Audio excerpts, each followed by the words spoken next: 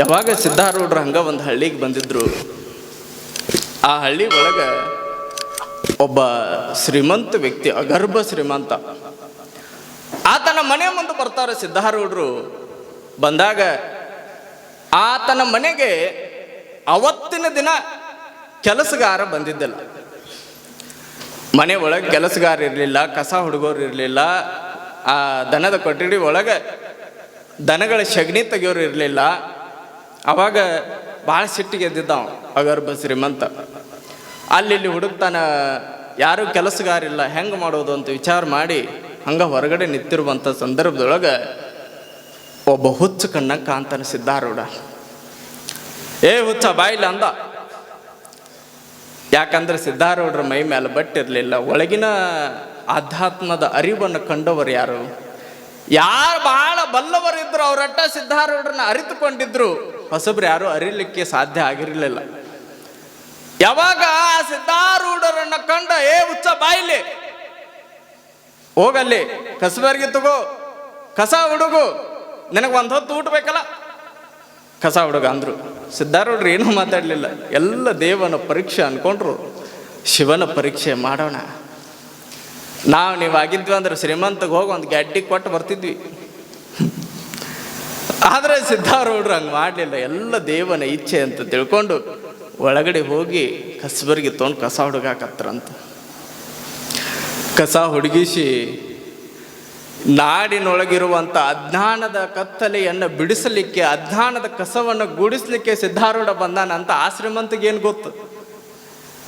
ಕಸ ಹುಡುಗಸಾಕತ್ತಾನ. ಹುಡುಗಿದ್ರು, ಏ ಹೋಗಲೆ, ದನ ಸಗಣಿ ಹಾಕ್ಯಾವ, ಅದನ್ನೆಲ್ಲ ಗುಡಿಸುವ. ಹೋದ, ದನದ ಸಗಣಿ ಎಲ್ಲ ತೆಗೆದು ಬಂದ. ಆದ್ರೆ ಸಿದ್ಧಾರೂಢ ಅಷ್ಟೆಲ್ಲ ಕೆಲಸಗಳನ್ನು ಮಾಡಿದ್ರು ಕೂಡ ಸಿದ್ಧಾರೂಢ ಹೊರಗೆ ಹೋಗಿ ನಿಂತರು ಅಂತ ಯಾರೋ ಒಬ್ಬ ಬಂದ ಶ್ರೀಮಂತ ವ್ಯಕ್ತಿ ಬಡಿಯಾಕತ್ತ. ಏ ಹುಚ್ಚ ಕಳ್ಳ, ಇಲ್ಲಾಕ್ ಬಂದೀವು, ಇಲ್ಲೇನು ನಿನ್ನ ಕೆಲಸ? ಪಾಪ ಅಗರ್ಭ ಶ್ರೀಮಂತನ ಮನೆ ಒಳಗೆ ಕೆಲಸ ಮಾಡ್ಯಾನ, ಇವರ ಬಿಡಿಸ್ಬೇಕಲ್ರಿ. ಕರುಣೆ ಅನ್ನೋದೇ ಇಲ್ಲ ನಮ್ಮ ಮನುಷ್ಯರಿಗೆ. ಸಿದ್ಧಾರೂಢರಿಗೆ ಬಡಿಯಾಕತ್ತ, ಜೋರು ಬಡಿಯಾಕತ್ತ, ಚಡಿ ತಗೊಂಡು ಬಡಿಯಾಕತ್ತ, ಬಡಗಿ ತಗೊಂಡು ಬಡಿಯಾಕತ್ತ, ಮೈಯೆಲ್ಲ ಕೆಂಪು ಭಾರಗಳ ಮೂಡಾಕತ್ತಾವು. ಆದ್ರೂ ಕೂಡ ಶ್ರೀಮಂತ ಬಿಡಿಸೋಲಾಗ್ಯಾನ. ಯಾರು ಎಲ್ಲರೂ ಬಂದು ದೂರದೊಳಗೆ ನಿಂತು ಬಹಳ ಚಂದ ಸುಖ ಪಡಾಕತ್ತಾರ, ನೋಡಾಕತ್ತಾರ. ಆದ್ರೂ ಕೂಡ ಯಾರು ಬಿಡಿಸಾಕ್ ಬರೋಲಾಗ್ಯಾರ. ಸಿದ್ಧಾರೂಢರು ಏನೂ ಮಾತಾಡಲಿಲ್ಲ, ಮೌನವಾಗಿದ್ರು. ಅದೇ ಊರಿನ ಒಬ್ಬ ಪಾಂಡಿತ್ಯವನ್ನು ಹೊಂದಿರುವಂಥ ಶ್ರೀಮಂತ ಬಂದು ಆ ಊರಿನ ಜನ ಬಹಳ ಅವನ ಮಾತುಗಳನ್ನು ಕೇಳ್ತಿದ್ರು ಕಾಂತದ. ಸಿದ್ಧಾರೂಢರನ್ನು ಬಿಡಿಸಿಕೊಂಡು ಸಿದ್ಧಾರೂಢರ ತಮ್ಮ ಮನೆ ಒಳಗೆ ಪ್ರಸಾದ ಮಾಡಿಸಿ ಅವ್ರಿಗೆ ಒಂದು ಜೋಡು ಬಟ್ಟೆ ಕೊಡಾಕ್ ಬಂದಂತ. ಆ ಬಟ್ಟೆ ಸಿದ್ಧಾರೂಢರು ತಗೋಲಿಲ್ಲ ಅಂತ. ದೇವರು ಕೊಟ್ಟಿರುವಂಥ ಈ ಮೈ ಮೇಲಿರುವಂಥ ಚರ್ಮ ಇದೋ ಒಂದು ದೊಡ್ಡ ಹಾಸಿಗೆ ನಮಗೆ. ದೇವ್ರ ನೋಡ್ರಿ, ನಾವು ಸಾಯುವವರೆಗೂ ಕೂಡ ಇದಕ್ಕೆ ಮೈಗೆ ಅಟ್ಟ ಸೋಪ್ ಹಚ್ಚಿ ಅಟ್ಟ ತೊಳೆದ್ರೂ ಕೂಡ ಎಂದೂ ನಶಿಸದೇ ಇರುವಂಥ ಚರ್ಮ ಅನ್ನುವಂಥ ಬಟ್ಟೆಯನ್ನು ಕೊಟ್ಟಾನ ದೇವರು. ಒಂದು ದಿನಾರ ದೇವ್ರಿಗೆ ನಾವು ಸಮರ್ಪಣೆ ಹೇಳಿವೇನ್ರಿ, ಧನ್ಯವಾದ ಹೇಳಿವೇನು, ನಮಸ್ಕಾರ ಹೇಳಿವೇನು? ಯಾರ ಒಬ್ಬ ತಂದು ಚಲೋ ಗಿಫ್ಟ್ ಕೊಟ್ಟ ಅಂದ್ರೆ ಅವ್ನು ನೋಡ್ಬೇಕು, ಸ್ಟೇಟಸ್ ಇಟ್ಕೊಂಡು ಅವನ ಧನ್ಯವಾದಗಳು, ಥ್ಯಾಂಕ್ ಯು, ಸುರಿಮಳೆನ ಹರಿಸ್ಬಿಟ್ಟಿರ್ತೀವಿ ನಾವು. ಅದೇ ದೇವರು ಇಷ್ಟು ಚಲೋ ನಮಗ ಚರ್ಮ ಅನ್ನುವಂಥ ಬಟ್ಟೆಯನ್ನು ಕೊಟ್ಟಾನ. ನಾನೊಂದು ನಿಮಗೆ ಹೇಳ್ತೀನಿ, ಈ ಜಗತ್ತಿನೊಳಗ ಲಕ್ಷಾಂತರ ಜನ ಸೇರಿರುವಂಥ ಒಂದು ಸುಂದರ ಪರಿಸರದೊಳಗೆ ಹೋಗಿ ಪರಿಷ ಅಂತ ಕರೆದ್ರೆ ಇವನ ಬರ್ತಾನ ಓಡಿ. ಹೌದಲ್ರಿ? ನೀವು ಯಾರ ಹೆಸರು ಕೊಟ್ಟು ಕರೆದಿರ್ತೀರ ಅವರ ಬರ್ತಾರಲ್ಲಿ. ಇಲ್ಲ, ಲಕ್ಷ ಜನ ಅದಾರ, ನೋಡಾಕ ಒಬ್ರಿಗೊಬ್ರು ಹಂಗ ಅದಾರ. ಪರಿಷ ಅಂತ ಕರೆದ್ರೆ ಅವ್ ಬರಂಗಿಲ್ಲ ಅಂತ ಎಲ್ಲರ ಐತೇನ್ರಿ? ಹುಡ್ಕೋಂತ ಹೋದ್ರೆ ಲಕ್ಷ ಜನದೊಳಗೆ ಅವನ ಗೊತ್ತ ಸಿಗ್ತಾನ. ಹೌದಲ್ರಿ? ದೇವರು ಒಂದು ಬಟ್ಟೆ ನೆಯ್ಯುವುದಕ್ಕೆ ಎಷ್ಟು ಕಷ್ಟಪಡ್ತೀವಿ ನಾವು, ಒಂದು ಕಲ್ಲು ಶಿಲೆ ಮಾಡೋದಕ್ಕೆ ಎಷ್ಟು ಕಷ್ಟಪಡ್ತೀವಿ, ಒಂದು ಬಿಲ್ಡಿಂಗ್ ಕಟ್ಟಕ್ಕೆ ಎಷ್ಟು ಕಷ್ಟಪಡ್ತೀವಿ, ಅದೇ ಒಂದು ಬಟ್ಟು ಹೋಯ್ತು ಅಂದ್ರೆ ಅದನ್ನು ಜೋಡ್ಸಕ್ಕೆ ಎಷ್ಟು ಕಷ್ಟಪಡ್ತೀವಿ. ಆದ್ರೆ ಒಬ್ಬರಿಗೊಬ್ಬರು ಇಲ್ಲಾರ್ದಂಗ ಈ ಭಗವಂತ ಈ ದೇಹವನ್ನು ಬಹಳ ಚಲೋ ಸೃಷ್ಟಿ ಮಾಡ್ಯಾನಲ್ಲ, ಹೆಂಗೆ ಸೃಷ್ಟಿ ಮಾಡಿರ್ಬೇಕ್ರಿ? ಎಷ್ಟು ವರ್ಷ ತಗೊಂಡಿರ್ಬೇಕು, ಇದಕ್ಕೆ ಎಷ್ಟು ಕಟ್ಟದಿರ್ಬೇಕು, ಎಷ್ಟು ಬಡ್ದಿರ್ಬೇಕು.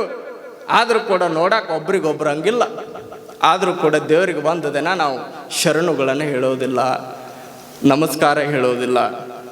ಯಾಕ್ರಿ? ಬೆಳಗ್ಗೆ ಎದ್ದಾಗ ಹೇಳಬೇಕು, ಯಪ್ಪ ಭಗವಂತ ನನಗೆ ಕೋಟಿ ಶ್ರೀಮಂತಿಕೆಯನ್ನು ಕೊಡು, ನನಗೆ ಕೋಟಿ ದುಡ್ಡುಗಳನ್ನು ಕೊಡು, ಬಂಗಾರ ಐಶ್ವರ್ಯವನ್ನು ಕೊಡು ಅಂತ ಕೇಳೋದಲ್ಲ.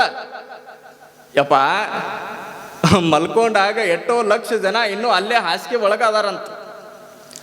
ಇವತ್ತು ರಾತ್ರಿ ಮಲಗಿದವರು ಬೆಳಗ್ಗೆ ಎಷ್ಟೋ ಜನ ಲಕ್ಷ ಜನ ಹೇಳೋದೇ ಇಲ್ಲ ಅಂತ. ಬೆಳಗ್ಗೆ ನಮಗೆ ಹೇಳೋದಕ್ಕೆ ಒಂದು ಅವಕಾಶ ಕೊಟ್ಟಾನಲ್ಲ, ಅಂತ ದೇವರಿಗೆ ಧನ್ಯವಾದ ಹೇಳ್ಬೇಕು ನಾವು. ಹೌದಲ್ಲ? ಅದಕ್ಕಾಗಿ ನೋಡ್ರಿ, ಸಿದ್ಧಾರೂಢರು ಯಾವಾಗ ತಾವು ಬಡಿದ್ರು ಬಡಿಸ್ಕೊಂಡ್ರು ಮೌನವಾಗಿದ್ರು, ಮೌನವಾಗಿ ದೇವರಾದರು. ಮುಂದೆ ಹಂಗೆ ಅಡ್ಡಾಡ್ಕೊಂತ ಹೋಗಿ ಒಂದು ನದಿಯ ದಡದೊಳಗೆ ಕುಳಿತುಕೊಂಡ್ರಂತ.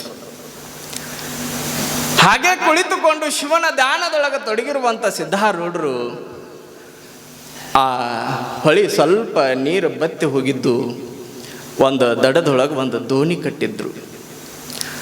ಆ ದೋಣಿ ಒಬ್ಬ ಮನುಷ್ಯ ನಿಂತಿದ್ದ. ನೀರು ಬಹಳ ಇದ್ದಾಗ ಆ ದೋಣಿ ತಳ್ಕೊಂಡು ಆರಾಮ್ ಹೋಗ್ಬೋದು. ಅದೇ ನೀರು ಖಾಲಿ ಆಗಿದ್ದು ಅಂದ್ರೆ ಅದನ್ನು ತಳ್ಳಾಕ ಒಂದು 4 ಜನ ಬೇಕು. ಯಾಕಂದ್ರೆ ಹೊರಗಿನ ಭೂಮಿಯಿಂದ ನೀರು ಒಳಗೆ ಒಯ್ದು ಬಿಡಬೇಕಲ್ಲ. ಒಂದು 4 ಜನ ಬೇಕಾಗಿತ್ತು. ಎಲ್ಲಿ ಹುಡುಕೋದು ಅಂತ ಆ ನಾವಿಕ ಹುಡುಕಾಕತ್ತಿದ್ದ. ಅವಾಗ ಅಲ್ಲಿ ದಡದೊಳಗೆ ಸಿದ್ಧಾರೂಢರು ಕುಳಿತಿದ್ರಂತ. ಯಾವಾಗ ಸಿದ್ಧಾರೂಢರನ್ನ ನೋಡಿದ್ರು ಅವಾಗ ಏನು ಅನ್ಬೇಕ್ರಿ, ನಾವಿಕ ಮೈ ಮೇಲೆ ಬಟ್ಟಿರಲಿಲ್ಲ, ಕರೆಯೋರೆಲ್ಲ ಹುಚ್ಚ, ಭಿಕ್ಷುಕ, ಕಳ್ಳ, ಹಿಂಗೆಲ್ಲ ಹೆಸರು ಬಟ್ಟು ಕರೆಯುವಂಥ ಜನ ಆ ನಾವಿಕನು ಕೂಡ ಕರಿತಾನಂತೆ. ಹುಚ್ಚ ಬಾ ಇಲ್ಲ ಅಂದ. ಅವಾಗ ಸಿದ್ಧಾರೂಢರು ಎದ್ದು ಬರ್ತಾರಂತ. ಎದ್ದು ಬಂದು ಈ ಡೋಣಿಯನ್ನು ಸ್ವಲ್ಪ ಹಿಂಗೆ ತಳ್ಳೋಣ ಬಾ ಅಂದರು. ಸಿದ್ಧಾರೂಢರು ಏನೂ ತಲೆ ಕೆಡಿಸ್ಕೊಳ್ಳಿಲ್ಲ. ಹುಚ್ಚ ಅಂದಾನ ಯಾಕಂತ ಅವನ ಮೇಲೆ ಎಗರ್ಲಿಲ್ಲ. ಆಯ್ತು ಅಂತ ತಿಳ್ಕೊಂಡು ಸಿದ್ಧಾರೂಢರು ಆ ಡೋಣಿ ಹಿಡ್ಕೊಂಡು ಒಂದ ಕೈಯಿಂದ ಹಿಂಗೆ ಸರ್ಸುತ್ತಲೇ ನೀರೊಳಗೆ ಹೋಗ್ಬಿಡ್ತಂಥದ್ದು. ಯಾವಾಗ ನೀರೊಳಗೆ ಹೋಯ್ತು ಅವನಿಗೆ ಆಶ್ಚರ್ಯ ಆತ ನಾವಿಕಗೆ. ಅಲ್ಲ, 4-5 ಜನ ಒತ್ತಿದ್ರೆ ಹೋಗದೇ ಇರುವಂತ ಈ ಡೋಣಿ ಬರೇ ಯಾರೋ ಮನುಷ್ಯ ತೆಳ್ಳಗದಾನ, ಹುಚ್ಚರಂಗದಾನ, ಬರೇ ಒಂದು ಕೈ ಹಿಡ್ಕೊಂಡು ಹಿಂಗೆ ದಬ್ಬಿದಕ್ಕೆ ನೀರೊಳಗೆ ಹೋಯ್ತಲ್ಲ, ಇದೆಂಗ ಸಾಧ್ಯ ಅಂದ. ಅವಾಗ ಸಿದ್ಧಾರೂಢರು ಸುಮ್ಮನೆ ನಿಂತಿದ್ರು. ಅವರು ಅವಾಗ ಕೇಳಿದ್ನಂತ ನಾವಿಕ, ಯಾರಪ್ಪ ನೀ ಅಂದ. ನಾವಿಕ ಅಂದ. ಯಾರು ನೀ ಅಂದಾಗ ನಾವಿಕ. ಎಲ್ಲೈತು ಮತ್ತೆ ನಿನ್ನ ಡೋಣಿ? ನಿಂದ ಡೋಣಿ ಇಲ್ಲೈತ, ನನ್ನ ಡೋಣಿ ಇಲ್ಲೈತ್ ನೋಡು ಅಂದ. ಏನಿದ್ರ ಅರ್ಥ ನನಗೆ ತಿಳಿಲಿಲ್ಲ ಅಂದ. ಒಂದು ದಡದಿಂದ ಮತ್ತೊಂದು ದಡಕ್ಕೆ ನೀ ಮನುಷ್ಯರನ್ನು ಕರ್ಕೊಂಡು ಹೋಗ್ತಿ. ಈ ಅಜ್ಞಾನದೊಳಗೆ ಮುಳುಗಿರುವಂಥ ಜನಗಳನ್ನ ಜ್ಞಾನದೆಡೆಗೆ ಕರ್ಕೊಂಡು ಹೋಗೋದು ನನ್ನ ಕೆಲಸ ಅಂದ. ಅವಾಗ ತಿಳಿಲಿಲ್ಲ ಅವನಿಗೆ. ಮರ್ತ್ಯದಿಂದ ಅಮೃತದೆಡೆಗೆ ಮನುಷ್ಯರನ್ನ ಕರ್ಕೊಂಡು ಹೋಗುವಂಥ ದೋಣಿ ನಂದು ಅಂದ. ಅವಾಗ ಇವನ ಆಧ್ಯಾತ್ಮಿಕ ಚಿಂತನೆಗಳನ್ನು ಕಂಡಿರುವಂಥ ನಾವಿಕ ಆಶ್ಚರ್ಯಗೊಳಗಾಗ್ತಾನ. ಯಾರು ನೀನು? ಏನಿಲ್ಲ, ಹಿಂಗೆ ಸಂಚಾರ ಮಾಡ್ಕೊತ ಬಂದವ ಹಳ್ಳಿಗೆ, ಪಟ್ಟಣಕ್ಕೆ. ಒಬ್ಬ ಗುರು ಸಮರ್ಥರನ್ನು ಕಾಣಲಿಕ್ಕೆ ನಾನು ಹೋಗ್ತಾ ಇದ್ದೀನಿ ಅಂದಾಗ ಅವನಿಗೆ ಹುಚ್ಚ ಅಂತ ಕರೆದಿದ್ದ ಪಶ್ಚಾತ್ತಾಪ ಆತಂತ. ಎಂಥ ಮನುಷ್ಯನನ್ನು ನಾನು ಹುಚ್ಚ ಅಂತ ಕರೆದ್ನಲ್ಲ. ಈತನೊಳಗಿಂತ ದೊಡ್ಡದಾಗಿರುವಂಥ ಶಕ್ತಿ ಇದ್ದಿದ್ದಕ್ಕೆ ಬರೇ ಒಂದೇ ಕೈಯಿಂದ ಆ ಡೋಣಿಯನ್ನು ತಳ್ಳಿದ. ಈತ ಬಹಳ ಶ್ರೇಷ್ಠವಂತ ಅಂತ ತಿಳ್ಕೊಂಡು ನಾ ಇದನ್ನ ಪಾಪವನ್ನು ತೊಳೆದುಕೊಳ್ಳಕ್ಕೆ ಏನು ಮಾಡಬೇಕು ಅಂತ ತಿಳ್ಕೊಂಡು ಆತ ನನ್ನ ಭಿನ್ನ ಮಾಡ್ಕೊಳ್ತಾನಂತ. ಯಪ್ಪ, ನಿಮ್ಮ ಹೆಸರು ಸಿದ್ಧಾರೂಢರು, ನೀವು ನಮ್ಮ ಮನೆಗೆ ಬರಬೇಕು ಅಂದ. ಅವಾಗ ಸಿದ್ಧಾರೂಢರು, ಆಯ್ತಪ್ಪ ಬರ್ತೀನಿ. ಸಿದ್ಧಾರೂಢರು ಹೋದ್ರಂತ. ಹೋಗಿ ಸ್ನಾನ ಪೂಜೆಗಳನ್ನು ಮುಗಿಸಿಕೊಂಡು ಪ್ರಸಾದ ಮಾಡಿ ಸಿದ್ಧಾರೂಢರು ಮೈ ಮೇಲೆ ಬಟ್ಟಿಲ್ಲಾರ್ದು ನೋಡಿ ಸಿದ್ಧಾರೂಢರಿಗೆ ಮತ್ತೆ ಬಟ್ಟೆ ಕೊಡಕ್ಕೆ ಬಂದಂತ. ಸಿದ್ಧಾರೂಢರಿಗೆ ಬಟ್ಟೆ ಕೊಡಕ್ಕೆ ಬಂದಾಗ ಒಲ್ಲೆಂದ್ರೂ ಕೂಡ ಕೇಳಿಲ್ಲ ಅವ ನಾವಿಕ. ಅವನಿಗೊಂದು ಆಸೆ ಇತ್ತು, ನನ್ನ ಪಾಪವನ್ನು ತೊಳ್ಯಾಕ ಸಿದ್ಧಾರೂಢರ ಈ ಬಟ್ಟೆಗಳನ್ನು ಕೊಟ್ಟು ನಾನು ಪಾಪ ತೊಳ್ಕೋಬೇಕು ಅಂತ. ಅವಾಗ ಸಿದ್ಧಾರೂಢರಿಗೆ ಹಿಂಗೆ ಕೊಡ್ತಾನೆ. ಆದರೂ ಕೂಡ ಸಿದ್ಧಾರೂಢರು ತಗೊಳ್ಳೋದು ನೋಡಿ ಕಣ್ಣೀರು ಸುರ್ಸಕತ್ತು ಬಿಡ್ತಾನೆ ನಾವಿಕ. ಯಪ್ಪ ಸಿದ್ಧಾರೂಢ, ತಗೊಳ್ಳೇಬೇಕಪ್ಪ, ನೀ ತಗೊಳ್ಳಿಲ್ಲ ಅಂದ್ರೆ ನನ್ನ ಪಾಪ ನನ್ನ ಕಡೆನ ಉಳಿದುಕೊಳ್ತದ ಅಂತ ಅಂದಾಗ ಸಿದ್ಧಾರೂಢರು ಆಯ್ತು ಅಂತ ಆ ಬಟ್ಟೆಗಳನ್ನು ತೆಗೆದುಕೊಂಡು ಆ ಬಟ್ಟೆಗಳನ್ನು ಚಲೋ ಉಟ್ಕೊಂಡು ಹೋಗಲಿಲ್ಲ. ಅವರು ಬಟ್ಟೆಗಳನ್ನು ಉಟ್ಟು ಆರಾಮ್ ಹೋಗಬಹುದಾಗಿತ್ತು. ಸಿದ್ಧಾರೂಢರು ಅವ್ರ ಕಡೆ ಇಸ್ಕೊಂಡು ಹೊರಗೆ ಹೋಗಿ ಈ ತಮ್ಮ ಮಾನವನ್ನು ಮುಚ್ಕೊಳಕ್ಕೆ ಎಟ್ಟು ಬೇಕಲ್ಲ ಬಟ್ಟೆ, ಅದಷ್ಟ ಕಟ್ ಮಾಡಿಕೊಂಡು ಉಳಿಕಿದ ಬಟ್ಟೆ ಅಲ್ಲೇ ಬಿಟ್ಟು ಹೋದ್ರು ಅಂತ ನೋಡ್ರಿ ಸಿದ್ಧಾರೂಢರು. ಮುಂದೆ ಹಂಗ ಮತ್ತು ಪ್ರಯಾಣವನ್ನು ಬೆಳೆಸಿಕೊಂಡು ಹಂಗ ಕಾಶಿ ತೀರ್ಥಯ ರಾಮೇಶ್ವರಕ್ಕೆ ಹೋಗ್ತಾರಂತ. ಅಲ್ಲೆಲ್ಲ ದೇಗುಲ ದರ್ಶನವನ್ನು ಮಾಡಿಕೊಂಡು ಮಧುರೈ ಮೀನಾಕ್ಷಿಗೆ ಬರ್ತಾರೆ. ಮೀನಾಕ್ಷಿಯ ದರ್ಶನಕ್ಕೆ ಹೋಗುವಂಥ ಸಂದರ್ಭದೊಳಗೆ ಅಲ್ಲಿ ಗುಡಿ ಒಳಗೆ ಹೋಗಾಕತ್ತಿರ್ತಾರೆ. ಅಲ್ಲಿ ಒಬ್ಬ ಗುಡಿ ಒಳಗೆ ಕಳ್ಸಾಕ ಒಬ್ಬ ವ್ಯಕ್ತಿ ನಿಂತಿದ್ದ. ಆ ವ್ಯಕ್ತಿಯ ಕಾಯಕ ಕೆಲಸ ಏನು ಅಂದ್ರ ಭಾರಿ ಚಲೋ VIP ಇರ್ತಾರಲ್ರಿ, ಅವ್ರ ಕಡೆ ಚಲೋ ಹಣ ವಸೂಲಿ ಮಾಡ್ಕೊಂಡು ಒಳಗೆ ಬಿಡ್ತಿದ್ದ ಅವ ದರ್ಶನಕ್ಕೆ. ಯಾವಾಗ ಸಿದ್ಧಾರೂಢರು ಹೋಗೋದನ್ನ ನೋಡಿದ ಸಿದ್ಧಾರೂಢರ ಕಡೆ ಕೆತ್ತಬೇಕಂತ ನಿಂತವ. ಆದ್ರೆ ಸಿದ್ಧಾರೂಢರು ಮೈ ಮೇಲೆ ಬಟ್ಟಿರ್ಲಿಲ್ಲ, ಕೈ ಒಳಗೆ ಒಂದು ಕಾಸು ರೊಕ್ಕ ಇರಲಿಲ್ಲ. ಸಿದ್ಧಾರೂಢರು ಒಳಗೆ ಹೋಗುವಂತ ಸಂದರ್ಭದೊಳಗೆ ತಡೆದು ಹೇಳ್ತಾನಂತ. ಅವಾಗ ಸಿದ್ಧಾರೂಢರು ಅಂತಾರ, ನನ್ನ ಕಡೆ ಎಲ್ಲಿ ಸಿಗ್ತದಪ್ಪ ನಿನಗೆ, ಉಟ್ಕೊಳಾಕ ಸರಿಯಾಗಿ ಬಟ್ಟಿಲ್ಲಾರ್ದಂಥ ಮನುಷ್ಯ ನಾನು, ನಿನಗೆ ರೊಕ್ಕ ಕೊಡಂದ್ರೆ ಎಲ್ಲಿಂದ ಕೊಡ್ಲಿ. ಅವಾಗ ಆ ಮನುಷ್ಯ ಅಂದಂತ, ಆಯ್ತು ನೀವು ಒಳಗೆ ಹೋಗಿ ಏನು ಮಾಡವದಿ, ನಮ್ಮಂತ ಬಹಳ ಚಲೋ ಅರ್ಚಕರಿಗೆ ಪೂಜಾರಿಗಳಿಗೆ ಒಳಗೆ ಚಲೋ ಮಂತ್ರ ಹೇಳಿ ಪೂಜಾ ಮಾಡ್ತೀವಿ, ನೀನೇನು ಮಾಡವದಿ, ಓ ನಡಿ ಅಂದ್ರು ಅವ್ರು. ಅವಾಗ ಸಿದ್ಧಾರೂಢರು ಆಶ್ಚರ್ಯ ಆದ್ರು. ಓಹೋ, ಹಂಗಿದ್ರೆ ಭಾಳ ಚಲೋ ಪೂಜೆ ಮಾಡೋರು ಮಂತ್ರ ಹೇಳೋರು ಅಷ್ಟ ಒಳಗೆ ಹೋಗ್ಬೇಕೇನು? ಆಯ್ತು, ಹಂಗಿದ್ರೆ ನಾ ಹೋಗ್ತೀನಿ. ಸಿದ್ಧಾರೂಢರು ಅವನ ತಪ್ಪಿಸಿ ಒಳಗೆ ಹೋದ್ರಂತ. ಸಿದ್ಧಾರೂಢರು ಹೆಂಗೆ ಹೋಗ್ಯಾರ ಅನ್ನೋದು ಅವನಿಗೆ ಆಶ್ಚರ್ಯ ಆಯ್ತು. ಒಳಗೆ ಹೋಗಿ ಸಿದ್ಧಾರೂಢರು ಮಂತ್ರ ಹೇಳಕತ್ರಂತ. ಸಿದ್ಧಾರೂಢರ ಮಂತ್ರವನ್ನ ಕೇಳಿರುವಂತ ಏನು ಅಸಹ್ಯ ಮಾಡಿದ್ನಲ್ಲ ವ್ಯಕ್ತಿ, ಆತ ಆಶ್ಚರ್ಯ ಕಾಣ, ಏನಿದು ಬಹಳ ದೊಡ್ಡ ಪಂಡಿತ ಸಿದ್ಧಾರೂಢರು, ಅಂಥವ್ರಿಗೆ ನಾ ಅಸಹ್ಯ ಮಾಡಿದ್ನಲ್ಲ, ಅಪಹಾಸ್ಯ ಮಾಡಿದ್ನಲ್ಲ, ಇವರಿಗೆ ಕ್ಷಮಾ ಕೇಳ್ಬೇಕಂತ ಸಿದ್ಧಾರೂಢರು ಹೊರಗೆ ಬಂದ ಮೇಲೆ ಕ್ಷಮಾ ಕೇಳ್ಬೇಕಂತ ತಿಳ್ಕೊಂಡು ಅಲ್ಲೇ ಕಾಯ್ಕೋಂತ ನಿಂತಿದ್ದ. ಸಿದ್ಧಾರೂಢರು ಹೆಂಗೆ ದಾಟಿ ಹೋಗ್ಬಿಟ್ಟಿದ್ರು. ದಾಟಿ ಹೋಗಿ ಅಲ್ಲೇ ಒಂದು ಗಿಡದ ಕೆಳಗಡೆ ಮಲಗಿರುವಂತ ಸಂದರ್ಭದೊಳಗೆ ಅಡ್ಡಾಡ್ಕೋಂತ ಆ ಕಡೆ ತಿರ್ಗಾಡ್ಕೋಂತ ಈ ಮನುಷ್ಯ ಬರಾಕತ್ತಾನ. ಸಿದ್ಧಾರೂಢರು ಎಲ್ಲರೂ ಸಿಗ್ತಾರೇನ, ಅವ್ರಿಗೆ ಹೆಂಗಾರ ಮಾಡಿ ನಾ ಕ್ಷಮಾ ಕೇಳಬೇಕು, ಸಿದ್ಧಾರೂಢರಿಗೆ ತಪ್ಪಾಯ್ತು ಅಂತ ಹೇಳಬೇಕು. ಆ ಮನುಷ್ಯ ಬಹಳ ದೊಡ್ಡ ಪಂಡಿತ ಅಂತ ತಿಳ್ಕೊಂಡು ತಿರ್ಗಾಡ್ಕೋಂತ ಅಲ್ಲಿ ಇಲ್ಲಿ ನೋಡ್ತಾರ. ಸಾಯಂಕಾಲ 7 ಗಂಟೆ ಸಮಯಕ್ಕೆ ಒಂದು ಗಿಡದ ಕೆಳಗಡೆ ಕುಳಿತಿರುವುದನ್ನು ನೋಡಿ ಅಲ್ಲಿ ಹೋಗ್ತಾರಂತ. ಸಿದ್ಧಾರೂಢರಿಗೆ ಹೋದವ್ರ ಒಬ್ಬ ಪೂಜಾರಿ ನಮಸ್ಕಾರ ಮಾಡಕ್ಕೆ ಬರ್ತಾರೆ. ಯಾವಾಗ ಸಿದ್ಧಾರೂಢರಿಗೆ ನಮಸ್ಕಾರ ಮಾಡಕ್ಕೆ ಬಂದರು, ಸಿದ್ಧಾರೂಢರು ಅಂದರು, ಮಾಡಬೇಡ್ರಪ್ಪ ದೊಡ್ಡವರು. ಇಲ್ರಿ ಅಪ್ಪ, ಬಹಳ ದೊಡ್ಡ ಜ್ಞಾನಿಗಳು ನೀವು. ನೋಡ್ರಿ, ಸಿದ್ಧಾರೂಢರು ದರ್ಶನ ಯಾರು ಮಾಡ್ತಿದ್ರು, ಸಿದ್ಧಾರೂಢರ ಹತ್ತಿರ ಯಾರು ಬರ್ತಿದ್ರು ಅವ್ರ ಕಣ್ಣು ತೆರೆಸುವಂತ ಕೆಲಸ ಸಿದ್ಧಾರೂಢರು ಮಾಡ್ತಿದ್ರಂತ. ಸಿದ್ಧಾರೂಢರ ದರ್ಶನ ಮಾಡಿ ಅವಾಗ ಸಿದ್ಧಾರೂಢರಿಗೆ ಬೇಡಿಕೊಳ್ತಾರಂತ, ಯಪ್ಪ ನಾ ಬೈದಿದ್ದ ನಿಮಗ ಕೇಳಿದ್ದ ತಪ್ಪಾಯ್ತ್ರಿಪ್ಪ, ಅದಕ್ಕಾಗಿ ನಮ್ಮ ಮನೆಗೆ ಬರ್ಬೇಕ, ನೀವು ಬಂದು ಆ ಪಾಪವನ್ನು ಕಳಿಬೇಕು ಅಂತ ಕೇಳ್ಕೊಂಡ್ರಂತ. ಅವಾಗ ಸಿದ್ಧಾರೂಢರು ನಾಣ್ಯಾಕೆ ಬರಲಿ, ನಿಮ್ದೇನೋ ಪಾಪ ಐತ, ನಿಮ್ಮ ಕೆಲಸವನ್ನು ನೀವು ಮಾಡಿರಿ, ನಿಮ್ಮ ದುಡಿಮೆಯನ್ನು ನಿಮ್ಮ ಹೊಟ್ಟೆಯನ್ನು ತುಂಬಿಸ್ಕೊಳ್ಳಾಕ ಹಣ ವಸೂಲಿ ಮಾಡಾಕತ್ತೀರಿ ಅಂದರು.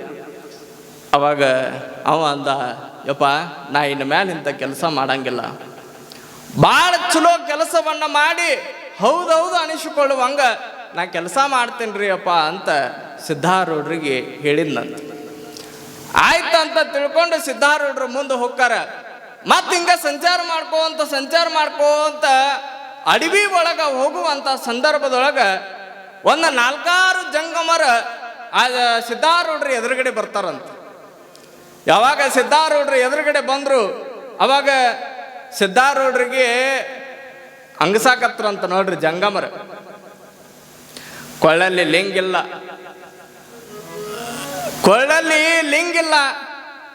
ಲಿಂಗದ ಮಹಿಮೆಯನ್ನು ಹೇಳಕ್ಕೆ ಬಂದಾನಿವ ಹುಚ್ಚ. ಯಾಕಂದ್ರೆ ಸಿದ್ಧಾರೂಢರು ತಮ್ಮೊಳಗ ಲಿಂಗದ ಅರಿವನ್ನು ಮೂಡಿಸಿಕೊಂಡಿದ್ರ ಸಲುವಾಗಿ ಲಿಂಗವನ್ನು ಮಠದೊಳಗೆ ಕಳಿಚಿಟ್ಟು ಬಂದಿದ್ರಂತ. ನನ್ನ ದೇಹವೇ ಲಿಂಗವಾಗಿ ಮಾರ್ಪಡಿಸಿದಾಗ ಹೊರಗಿನ ಲಿಂಗ ನನಗ್ಯಾಕೆ ಅಂತ ತಿಳ್ಕೊಂಡು ಲಿಂಗವನ್ನು ಕಳಿಚಿಟ್ಟು ಬಂದಿದ್ರಂತ.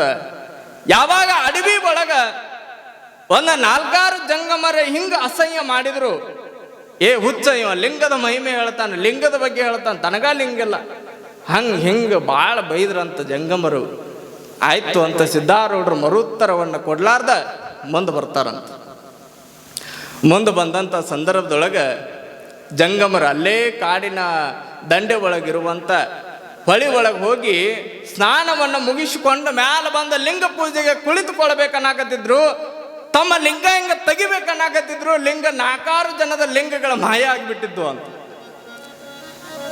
ಲಿಂಗಗಳ ಕಾಣಲಾಗ್ಯಾವು, ಎಲ್ಲಿ ಓದು ಅಂತ 4-6 ಜನ ಹುಡುಕ್ತಾರಂತ, ಹೊಳಿ ಒಳಗೆ ಹೋಗಿ ಹುಡುಕ್ತಾರಂತ. ಎಲ್ಲ ಕಡೆ ಎಲ್ಲೆಲ್ಲಿ ತಿರುಗಾಡಿದ್ರೆ ಎಲ್ಲ ಕಡೆ ನೋಡ್ತಾರಂತ. ಎಲ್ಲವೂ ಕೂಡ ಲಿಂಗ ಸಿಗೋದೇ ಇಲ್ಲ. ಅವಾಗ ಅವ್ರಿಗೆ ನೆನಪಾಯಿತು, ನಾವು ಒಬ್ಬ ಯಾವ ಹುಚ್ಚನಂಗಿರುವಂಥ ವ್ಯಕ್ತಿಗೆ ಅಪಹಾಸ್ಯವನ್ನು ಮಾಡಿದ್ವಿ, ಆತ ಲಿಂಗವನ್ನು ಧರಿಸಲಾರ್ದ ಲಿಂಗದ ಮಹಿಮೆಯನ್ನು ಏನು ಹೇಳ್ತೀಯ ಅಂತ ಬೈದಿದ್ವಿ, ಅದರ ಪರಿಣಾಮ ಇರ್ಬೋದೇನು ಅಂತ ತಿಳ್ಕೊಂಡು ಒಂದು 4-6 ಜಂಗಮರು ಒಂದೊಂದು ದಿಕ್ಕಿನೊಳಗೆ ಸಿದ್ಧಾರೂಢರನ್ನ ಹುಡುಕಾಕತ್ರಂತ. ಹುಡುಕೊಂತ ಹೋಗ್ತಾರೆ. ಅವಾಗ ಒಂದು ಕಡೆ ಹಿಂಗ ಹೊಂಟಿದ್ರು ಸಿದ್ಧಾರೂಢರು ಜೋಳಿಗೆಯನ್ನು ಹಾಕೊಂಡು ಸಿದ್ಧಾರೂಢರನ್ನು ತಡೆದ್ರು. ಸಿದ್ಧಾರೂಢರ ತಪ್ಪಾತ್ರಿಪ, ನಾವು ಲಿಂಗ ಶರೀರವನ್ನು ಹೊಂದಿರುವಂಥ ಸಿದ್ಧಾರೂಢರಿಗೆ ಅಪಹಾಸ್ಯವನ್ನು ಮಾಡಿದ್ದು, ನಿಮ್ಮನ್ನ ಬೈದಿದ್ದು ತಪ್ಪಾಯಿತು, ನಮ್ಮನ್ನು ಕ್ಷಮಾ ಮಾಡ್ರಿ, ಮತ್ತು ನಮ್ಮ ಲಿಂಗವನ್ನು ನಮಗೆ ಕೊಡ್ರಿ ಅಂತ ಸಿದ್ಧಾರೂಢರಿಗೆ ಕೇಳ್ಕೊಂಡ್ರಂತ. ಅವಾಗ ಸಿದ್ಧಾರೂಢರು ಮತ್ತೆ ಏನೂ ಮಾತಾಡಲಿಲ್ಲ.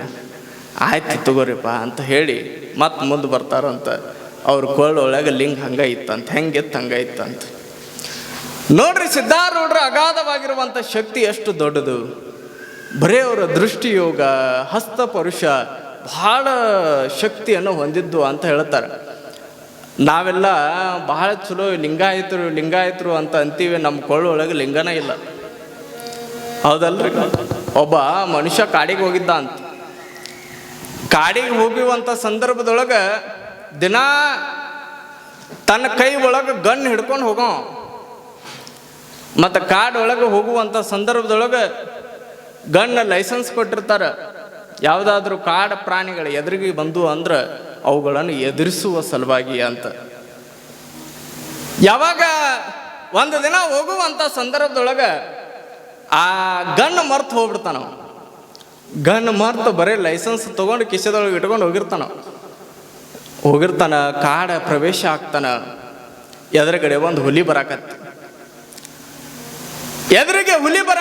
ಹಿಂಗೆ ನೋಡ್ತಾನ, ಗನ್ನು ಮರ್ತು ಬಂದಾನ, ಗನ್ನ ಇಲ್ಲ.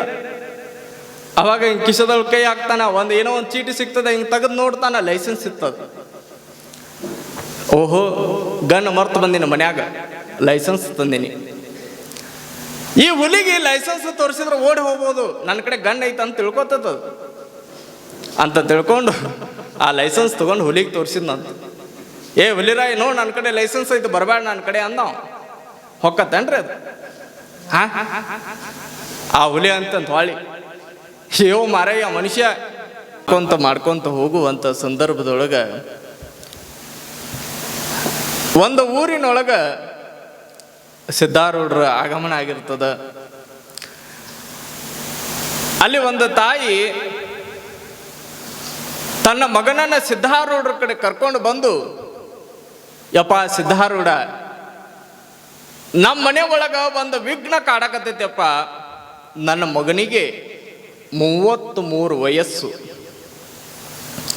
ನನ್ನ ಮಗ ನೋಡೋದಕ್ಕೆ ಬಹಳ ಚಲೋ ಅದಾನ. ಆಸ್ತಿಗೇನು ಕಿಮ್ಮ ಬೆಲೆಯನ್ನ ಕಟ್ಟಲಿಕ್ಕೆ ಆಗೋದಿಲ್ಲ. 200 ಎಕರೆ ಆಸ್ತಿ ಐತ. ಮಗ ನೋಡಾಕ ಬಹಳ ಚಲೋ ಅದಾನ, ಸಿರಿವಂತನೂ ಕೂಡ ಅದಾನ. ಎಷ್ಟು ಬೇಕಷ್ಟು ಬಂಗಾರ ಐತು, ಕೊಡಾಕ ನಾವಂತೂ ರೆಡಿನ ಅದೀವಿ, ಅವ್ರು ಕೊಡೋದು ಬೇಡ.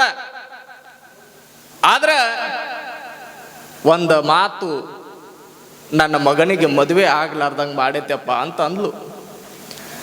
ಯಾ ಮಾತೆವ? ಏನಿಲ್ಲಪ್ಪ ಸಿದ್ಧಾರೂಢ, ಒಬ್ಬ ಜ್ಯೋತಿಷ್ಯ ಬಂದಿರುವಂತ ಸಂದರ್ಭದೊಳಗ ಜ್ಯೋತಿಷ್ಯಗಾರ ಆತ ಹೇಳಿದ, ನಿನ್ನ ಮಗ ಮದುವೆ ಆದ್ರ ಯಾವತ್ತ ಮದುವೆ ಆಗ್ತಾನ ಅವತ್ತೇ ಆತನ ಸಾವಾಗ್ತದ ಅಂತ ಹೇಳಿದ. ನಿನ್ನ ಮಗ ಮದುವೆ ಆದ ದಿನವೇ ಆತ ಈ ಭೂಮಿಯನ್ನ ಬಿಟ್ಟು ಹೋಗ್ತಾನ ಅಂತ ಒಬ್ಬ ಜ್ಯೋತಿಷ್ಯಗಾರ ಹೇಳ್ಯಾನಪ್ಪ. ಮತ್ತ ಆ ವಿಘ್ನವನ್ನ ಕಳಿಯಪ್ಪ, ನಮಗೆ ಹೆಣ್ಣು ಸಿಗುವಂಗ ಮಾಡ, ಇರೋನ ಒಬ್ಬನ ಮಗ ಅದಾನ ಅಂತ ತಾಯಿ ಅಳ್ಕೊಂತ ಕೇಳಾಕತ್ತಿದ್ಲಂತ. ಯಾವಾಗ ತಾಯಿಯ ಮಾತುಗಳನ್ನ ಸಿದ್ಧಾರೂಢ ಆಲಿಸಿದ, ಸಿದ್ಧಾರೂಢ ಅನ್ನ ಯವ್ವ ನಿನ್ನ ಮಗನಿಗೆ ಮದುವೆ ಮಾಡು ಅಂದ. ಸಿದ್ಧಾರೂಢರು ನೋಡ್ರಿ, ನಿನ್ನ ಮಗನಿಗೆ ಮದುವೆ ಮಾಡು, ಒಂದು ವೇಳೆ ಹಂಗೇನಾದರೂ ವಿಘ್ನ ಮದುವೆ ಆದ ಮೇಲೆ ನಿನ್ನ ಮಗ ಸಾಯುವಂತ ಪರಿಸ್ಥಿತಿ ಬಂದರೂ ಕೂಡ ಅದನ್ನು ನೋಡಿಕೊಳ್ಳಾಕ ನಾನು ಸಿದ್ಧಾರೂಢ ಅದೀನಿ, ನಿನ್ನ ಮಗನಿಗೆ ಮದುವೆ ಮಾಡು ಅಂತ ತಾಯಿಗೆ ಭರವಸೆ ಕೊಟ್ಟನಂತ. ಯಾವಾಗ ತಾಯಿಗೆ ಈ ಮಾತುಗಳನ್ನ ಹೇಳಿದ ಸಿದ್ಧಾರೂಢ, ಆ ಮಾತಿನಂಗೆ ನಡ್ಕೋಬೇಕಲ್ರಿ. ಆದ್ರೆ ಸಿದ್ಧಾರೂಢ ಇದ್ದು ಊರಿನೊಳಗೆ ಅದ ಊರಿನೊಳಗೆ ಇರೋ ಅಲ್ಲ, ಮುಂದೆ ಹೋಗ್ಬಿಡೋರು ಅವ್ರು ಸಿದ್ಧಾರೂಢರು. ಅಡ್ಡಾಡ್ಕೊಂತ ಹೋಗುವಂತ ಸಿದ್ಧಾರೂಢರು ಏನೋ ಮಾತು ಕೊಟ್ಟು ಹೋದ್ರು. ಮುಂದೆ ಆ ತಾಯಿ ಗುರುವಿನ ಮೇಲೆ ಎಷ್ಟು ನಿಷ್ಠೆ ಭಕ್ತಿ ಅಂದ್ರೆ ಬಹಳ ಒಳಗಿನಿಂದ ನಂಬಾಕತ್ಲು ತಾಯಿ. ಮನೆ ಒಳಗ ಸಿದ್ಧಾರೂಢ ಸಿದ್ಧಾರೂಢ ಶಿವನೇ ಸಿದ್ಧನೇ ಶಿವ ಅನ್ನಕತ್ಲು. ಯಾವಾಗ ಶಿವ ಸಿದ್ಧ ಅನ್ನಕತ್ಲು, ಸಿದ್ಧಾರೂಢ ನಾಮವನ್ನು ಅನ್ಕೊಂತ ಪೂಜೆ ಮಾಡಕ್ಕೆ ಅಂತ ದಿನ, ಅವಾಗ ಒಂದು ದಿನ ಚಲೋ ಕನ್ಯೆಯನ್ನು ನೋಡಿ ಮದುವೆ ಮಾಡ್ತಾಳ. ಯಾವಾಗ ತಾಯಿ ಮದುವೆಯನ್ನ ಮಾಡ್ತಾಳ, ಆ ಹೆಣ್ಣು ಕೂಡ ಕನ್ಯೆ ಹೆದರ್ಕೊಂತನ ಬಂದಿರ್ತಾಳ. ಮದುವೆ ಏನೋ ಆಯ್ತು.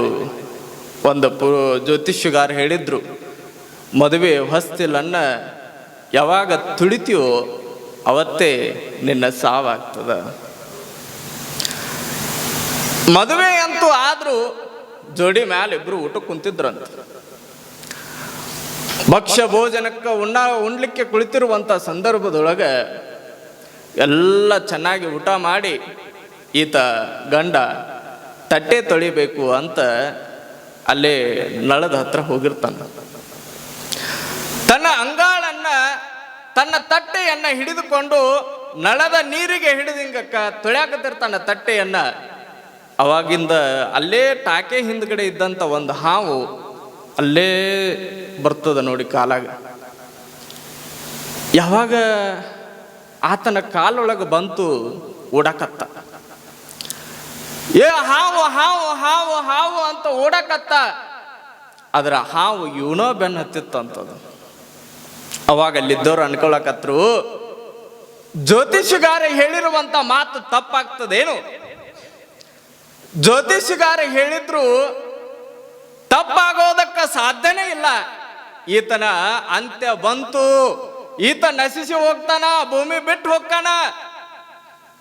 ಇವೇನು ಉಳಿತಾನ ಅಂತ ಎಲ್ಲರೂ ಓಡಾಕತ್ರಂತ. ಆದ್ರೆ ಹಾವು ಇವನು ಬೆನ್ನು ಹತ್ಕೊಂಡು ಹೊಂಟಿತ್ತಂತ. ಯಾವಾಗ ಹಾವು ಬೆನ್ನು ಹತ್ಕೊಂಡು ಹೊಂಟಿತ್ತು, ಅವಾಗ ತಾಯಿ ನೋಡ್ತಾಳ. ಯಾರ ತಾಯಿ? ಈ ಹುಡುಗನ ತಾಯಿ ನೋಡ್ತಾಳ. ಬಹಳ ಭಕ್ತಿವಂತೆ, ಶಿವ ಸಿದ್ಧ ಅಂತ ನಾಮಸ್ಮರಣೆ ಇಲ್ಲಾರ್ದ ಆಕೆ ಒಂದು ತುತ್ತು ಉಂಡವಳಲ್ಲ. ಯಾವಾಗ ಈ ಹಾವು ಬೆನ್ನು ಹತ್ಕೊಂಡು ಹೋಗೋದು ನೋಡಿದ್ಲು ತಾಯಿ, ಅವಾಗ ತಾಯಿ ಅಂತಾಳಂತ, ಯಪ್ಪಾ ಸಿದ್ಧಾರೂಢ ಅನ್ನೋದ ತಡ ಯಾವುದೋ ಒಂದು ಮೇಲಿನಿಂದ ಹದ್ದು ಬಂದ ಹಾವು ಎತ್ಕೊಂಡು ಹೋಗ್ಬಿಡ್ತಂತ. ನೋಡ್ರಿ, ಹಾವು ಎತ್ಕೊಂಡು ಹೋಗ್ಬಿಡ್ತಂತ.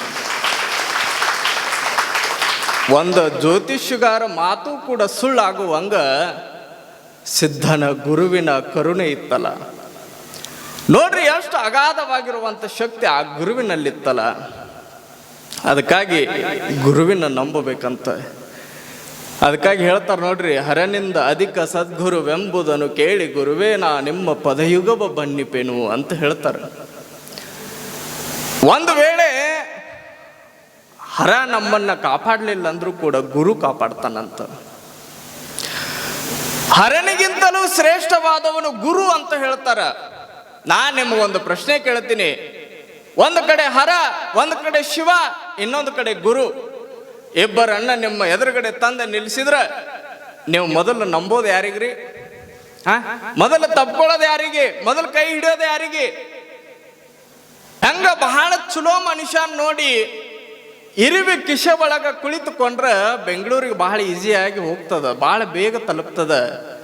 ಹಂಗ ಗುರುವಿನನ್ನ ಗಟ್ಟಿಯಾಗಿ ಹಿಡಿದುಕೊಂಡಾಗ, ಒಳ್ಳೆ ಗುರುವನ್ನ ಗಟ್ಟಿಯಾಗಿ ಪಾದವನ್ನ ಹಿಡಿದುಕೊಂಡಾಗ ಮುಕ್ತಿ ಅನ್ನುವಂತ, ಪರಮಾತ್ಮ ಅನ್ನುವಂತ ಸ್ವರ್ಗವನ್ನ ಗಟ್ಟಿಯಾಗಿ ಹಿಡ್ಕೋಬಹುದಂತ. ನೋಡ್ರಿ, ಬಹಳ ಬೇಗ ಹಿಡ್ಕೋಬಹುದಂತ. ಗುರು ಒಲಿದು ಆಶೀರ್ವಾದ ಮಾಡಿದ ಅಂದ್ರೆ ಏನು ಅಸಾಧ್ಯವೋ ಅದನ್ನು ಸಾಧ್ಯವಾಗಿಸಬಹುದಂತ.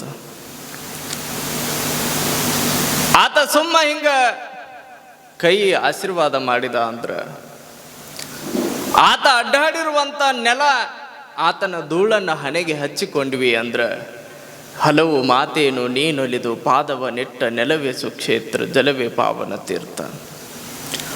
ಸುಲಭ ಶ್ರೀ ಗುರುವೇ ಕೃಪೆಯಾಗು ಅಂತ ಹೇಳ್ತಾರೆ.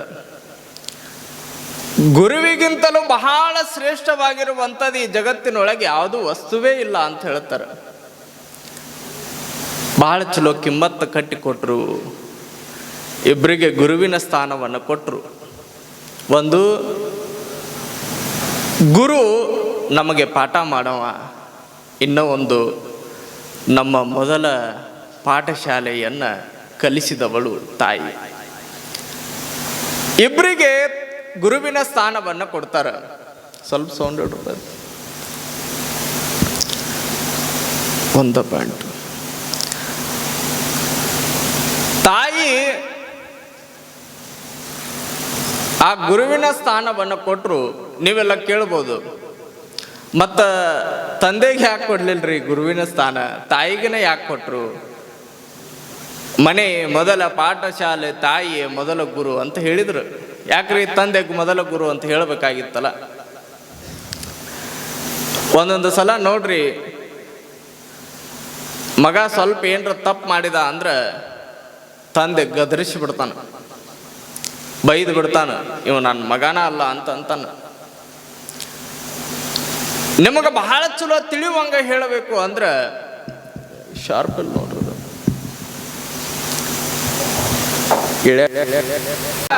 ಓಕೆ. ಹೊರಗಡೆ ಆಟ ಆಡ್ಲಿಕ್ಕೆ ಹೋಗಿರ್ತಾನೆ. ಹೋದಂಥ ಸಂದರ್ಭದೊಳಗೆ ಮೈಯೆಲ್ಲ ಗಲೀಜು ಮಾಡಿಕೊಂಡು, ಹೊಲಸು ಮಾಡಿಕೊಂಡು, ಅಲ್ಲಿ ಇಲ್ಲಿ ಕೆಸರಾಗ ಬಿದ್ದು ಮನೆಗೆ ಓಡಿ ಬರ್ತಾನೆ. ತಂದೆ ಪಠಶಾಲೆ ಒಳಗ ಟಿವಿ ನೋಡಾಕತ್ತಿರ್ತಾನ, ತಾಯಿ ರೊಟ್ಟಿ ಮಾಡಾಕತ್ತಿರ್ತಾಳೆ. ಓಡಿ ಬಂದವನ ಮೊದಲು ಯಾರಿಗೆ ಭೇಟಿ ಆಗ್ತಾನಂದ್ರೆ ತಂದೆಗೆ ಭೇಟಿ ಆಗ್ತಾನವ. ಯಾಕಂದ್ರೆ ಪಠಶಾಲೆ ಒಳಗೆ ಮೊದಲು ಕಾಣವನ ತಂದೆ. ಅಪ್ಪ ಅಪ್ಪ ಅನ್ಕೋಂತ ಓಡಿ ಬಂದಂತ ಮಗ ತಂದೆ ನೋಡ್ತಾನ, ಮಗನನ್ನು ಹೊತ್ಕೊಳ್ತಾನೇನ್ರಿ? ನೀವೆಲ್ಲ ಕುಂತೀರಿ, ನಾ ಕೇಳ್ತೀನಿ ಅನ್ಬೋದು ನೀವು. ಅದ ನಿಜ ಪರಿಸ್ಥಿತಿ ಅದಲ್ಲ. ಓಡಿ ಬಂದವನ ಅಪ್ಪ ಅಪ್ಪ ಅನ್ನೋದ್ಲೇನ ಅಲ್ಲಿ ತಂದೆ ಕೈ ಮಾಡ್ತಾನೆ, ಎಲ್ಲಿಗೆ? ಅಡಿಗೆ ಮನೆಗೆ ಕೈ ಮಾಡ್ತಾನೆ. ಏ ಬಾಯ್ ನೋಡ್, ಬಾಯ್ ನಿನ್ನ ಮಗ ಹೆಂಗ್ ಮಾಡ್ಕೊಂಡ್ ಬಂದಾನ ನೋಡು. ಇವಳ ಮಗ ಅಲ್ಲೇನ್ರಿ ಅವ? ನೋಡ್ ಬಾಯ್ಲಿ ನಿನ್ನ ಮಗ ಹೆಂಗ್ ಮಾಡ್ಕೊಂಡು ಬಂದಾನ. ಮೈ ಎಲ್ಲ ಕೆಸರು ಮಾಡ್ಕೊಂಡು ಹೊಲಸಾಗಿ ಬಂದಾನ.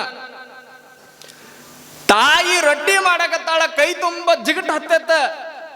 ಆದ್ರೂ ಕೂಡ ತಾಯಿ ಓಡಿ ಬಂದ, ಮೈ ಎಲ್ಲ ಕೆಸರು ಆದ್ರೂ ಕೂಡ ತಾನು ಸ್ವಚ್ಛ ಬಟ್ಟೆ ಉಟ್ಕೊಂಡ್ರು ಕೂಡ ತಾಯಿ ಅಯ್ಯೋ ನನ್ನ ಮುದ್ದು ಮಗ ಹೊಲಸು ಮಾಡ್ಕೊಂಡು ಬಂದಿಯಲ್ಲೋ ಅಂತ ಆ ಮಗನನ್ನು ಹೊತ್ಕೊಂಡು ಸ್ನಾನದ ರೂಮಿಗೆ ಕರ್ಕೊಂಡು ಹೋಗ್ತಾಳ. ಸ್ವಚ್ಛ ಸ್ನಾನ ಮಾಡಿಸಿ, ಶುಭ್ರ ಬಟ್ಟೆ ತೊಡಿಸಿ, ಸೆಂಟು ಪೌಡ್ರು ಅದು ಇದು ಏನೇನೋ ಹೊಡೆದು ಆ ಮಗನ ಚಂದ ಮಾಡಿ ಪಡಶಾಲೆ ಒಳಗೆ ಏನು ತಂದು ಕೂತಿದ್ನಲ್ಲ ಅವನ ಮುಂದೆ ತಂದು ಬಿಟ್ರೆ ಅವಾಗ ಎದ್ದ ನೋಡ್ರಿ ಟಿವಿ ಬಿಟ್ಟು. ಅಲ್ಲಲ್ಲ ನನ್ನ ಮಗ ಈಗ ಬಂದು ನೋಡು ಅಂತ ಹೊತ್ಕೋತಾನ. ಅವಾಗ ತಂದೆ ಇಲ್ಲೈತ್ ನೋಡ್ರಿ ಮೇನ್, ಯಾಕೆ ಗುರುವಿನ ಸ್ಥಾನ ಕೊಡ್ಲಿಲ್ಲ ಅಂತ. ಆದ್ರೆ ನಿಮಗೆ ಗುರುವಿಗಿಂತ ಬಹಳ ದೊಡ್ಡದು ಕೊಟ್ಟಾನ್ರಿ. ಯಾವ್ದ್ರಿ? ದೇವ್ರ ಸ್ಥಾನ ಕೊಟ್ಟಾನ ತಂದೆಗೆ. ತಾಯಿ ಆದವಳು ಗುರು ಅಂತ, ತಂದೆಯಾದವನು ದೇವ್ರಂತ. ದೇವ್ರ ಕಡೆ ನಾವು ಹೊಲಸಾಗಿ ಮನ ಬಹಳ ಶುದ್ಧಿ ಇಲ್ಲಾರ್ದಂಗ ಅಶುದ್ಧಿಯಿಂದ ಆ ದೇವ್ರ ಕಡೆ ಹೋದ್ವಿ ಅಂದ್ರೆ ದೇವ್ರು ನಮ್ಮನ್ನು ಹೊತ್ಕೊಳಂಗಿಲ್ಲ ಅಂತ. ನಮ್ಮನ್ನ ತಾಯಿ ಸ್ವಚ್ಛ ಮಾಡಿ ತಂದೆ ಕಡೆ ಹೆಂಗ ತಂದು ಬಿಡ್ತಾಳ, ಹಂಗ ಗುರು ಅಂತ ಅವನು ನಮ್ಮನ್ನ ಬಹಳ ಶುದ್ಧಿ ಮಾಡಿ ಸ್ವಚ್ಛ ಮಾಡಿ ನಮ್ಮ ಮಲಿನತೆಯನ್ನ ಆಧ್ಯಾತ್ಮ ಅನ್ನೋ ಸೋಪಿನಿಂದ ಸ್ವಚ್ಛ ತೊಳೆದ ದೇವ್ರ ಕಡೆ ಬೈದು ಬಿಟ್ರ ಬಂದು ನೋಡಿ ನನ್ನ ಮಗ ಅಂತ ಹೊತ್ಕೊಡ್ತಾನಂತ ದೇವ್ರು. ಅದಕ್ಕಾಗಿ ದೇವರು ಗುರು ತಂದೆ ತಾಯಿಗೆ ಬಹಳ ದೊಡ್ಡ ಕಿಮ್ಮತ್ತನ್ನು ಕಟ್ಟಿಕೊಟ್ರು. ಗುರುವಿಗೆ ಬಹಳ ದೊಡ್ಡದಾಗಿರುವಂತ ಶ್ರೇಷ್ಠತೆಯನ್ನು ಕೊಟ್ಟರು.